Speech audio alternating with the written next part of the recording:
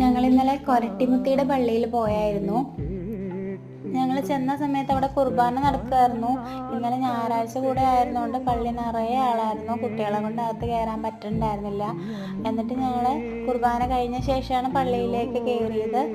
അപ്പോൾ അവിടെ മുട്ടിലെഴുന്ന നേർച്ച ഓരോരുത്തർ നടത്തുന്നുണ്ടായിരുന്നു. അപ്പോൾ അവർ മുട്ടിലെഴുന്ന കണ്ടിട്ട് അപ്പൂസും അമ്മൂസും ആരും പറഞ്ഞില്ല കേട്ടോ, അവർ തന്നെ മുട്ടിൽ നേർച്ച ചെയ്യണ്ടായിരുന്നു.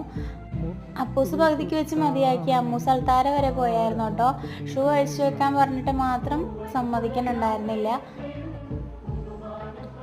പൊൻകുല, താഴെ ഇരിക്കുന്ന പൂവൻകുലകളൊക്കെ ഓരോരുത്തർ നേർച്ച സമർപ്പിച്ച് വെച്ചേക്കുന്നതാണ്.